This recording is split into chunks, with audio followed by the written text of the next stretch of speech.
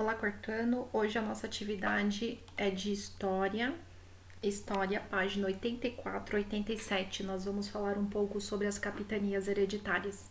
Na aula passada nós falamos sobre o pau-brasil, sobre a exploração do pau-brasil, e hoje nós vamos aprender um pouco mais a respeito desse assunto, tá?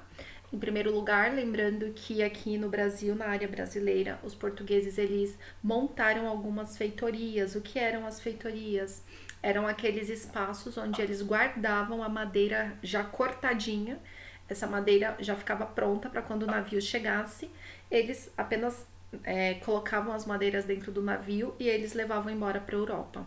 O fato de alguns portugueses ficarem aqui no Brasil recolhendo essa madeira junto com a ajuda de alguns indígenas fazia com que o processo ficasse mais rápido, já que essa madeira estava fazendo muito sucesso lá na Europa, né? Como eu expliquei anteriormente, eles utilizavam essa madeira para fabricação de móveis e também para produzir na produção de corante vermelho.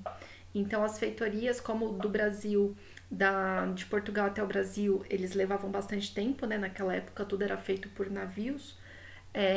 O fato deles já deixarem a madeira cortadinha, guardadinha, facilitava todo esse processo, porque quando as embarcações chegavam, eles apenas só carregavam, né, essa madeira pro navio para elas serem transportadas.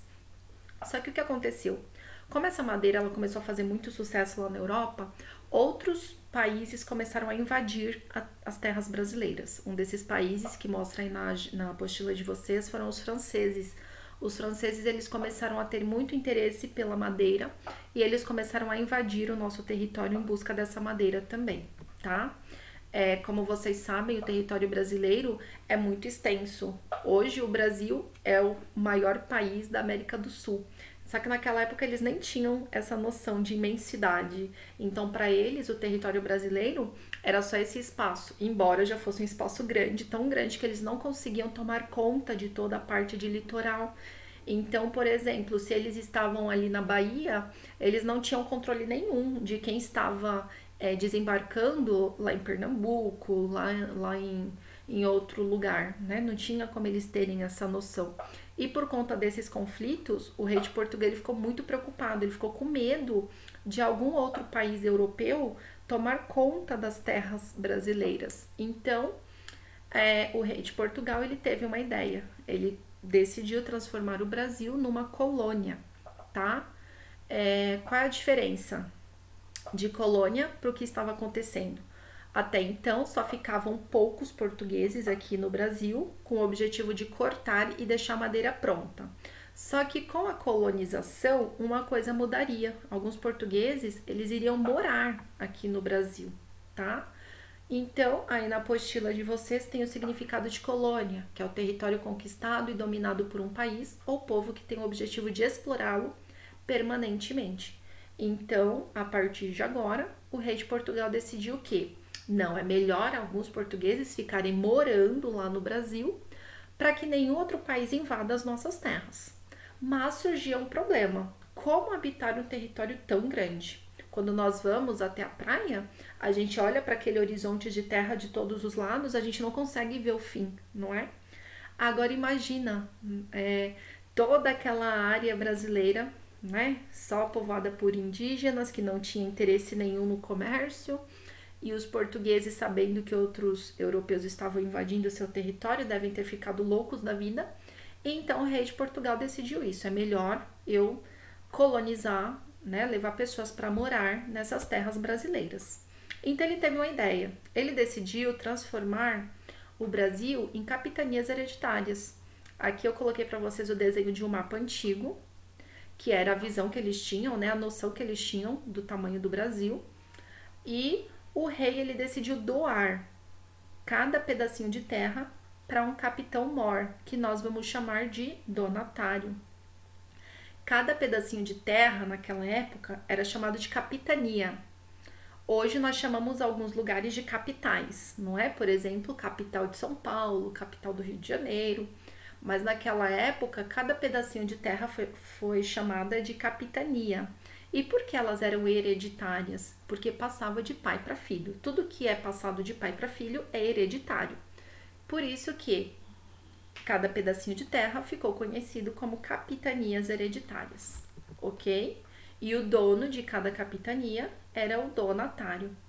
Só que até então essa história tá muito estranha. Peraí, eu lembro que o rei de Portugal, ele era muito ambicioso, ele queria ser o país mais rico da Europa.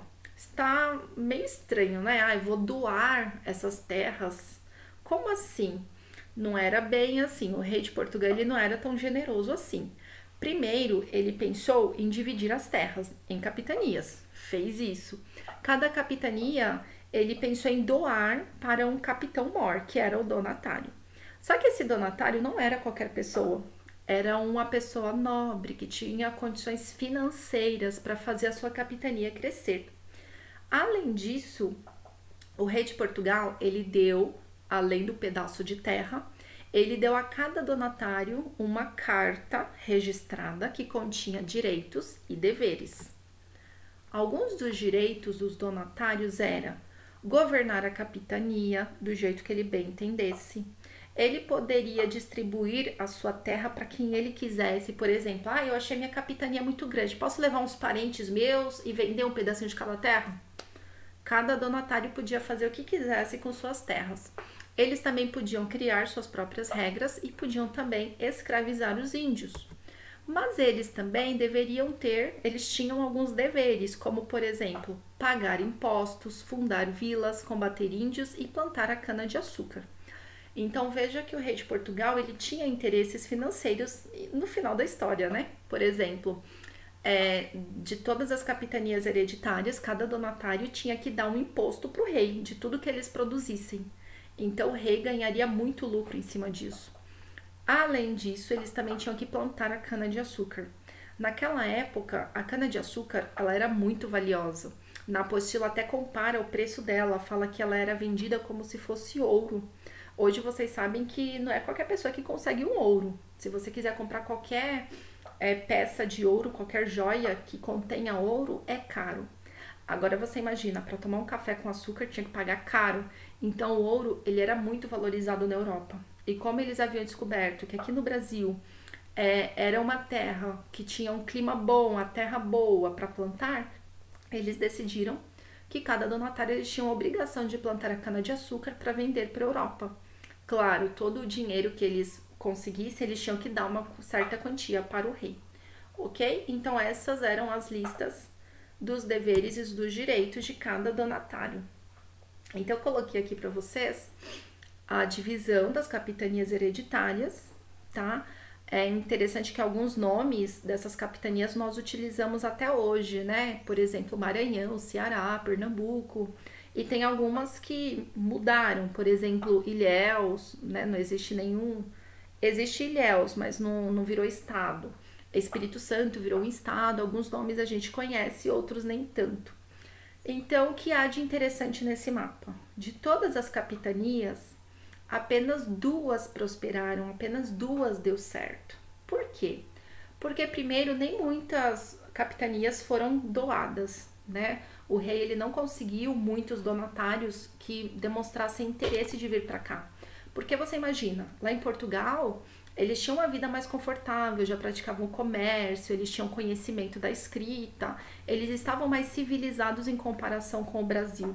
Agora imagina uma pessoa nobre largar tudo lá em Portugal e vir aqui para o Brasil, que não tinha nada, né? Só existia índios, que muitos deles eram considerados como hostis, como ferozes, não tinha loja, não tinha casa, não tinha comércio, não tinha nada. Então alguns donatários eles ficaram com medo de vir para o Brasil, já outros se arriscaram. Mas de todas essas capitanias, apenas 2 prosperaram, que foram a capitania de Pernambuco e a capitania de São Vicente, que está pintada aí de verde nesse mapa para vocês visualizarem, tá? Aqui na frente eu coloquei o mapa que aparece na apostila de vocês para mostrar a divisão também dessas capitanias, para mostrar na cor verdinha era todo o território onde existia a exploração do pau-brasil. E a parte alaranjada era onde eles plantaram cana-de-açúcar, ok? Esse mapa está na página 86. Então, voltando aqui para a atividade de hoje, eu coloquei aqui para vocês, na folha de atividade, eu fiz um resumo do que são capitanias hereditárias. Coloquei aqui para vocês o desenho, né, do mapa com essas divisões. Coloquei os direitos e os deveres. Coloquei um vídeo que fala mais sobre isso, um vídeo também de curiosidade. E eu coloquei aqui a atividade que vocês precisam fazer, que é da página 87, exercício 1 e 2, que é esse exercício aqui, ó. Vou explicar para vocês. O exercício 1 é para você marcar X na alternativa correta. A atividade 2, você precisa completar esse esqueminha, tá? Com os direitos, deveres, tá? É só ler o texto e completar esse esquema. Aqui para trás é toda a parte da explicação que eu acabei de fazer para vocês, tá bom? Qualquer dúvida, estou à disposição. Espero que vocês façam e que vocês tenham entendido. Até mais!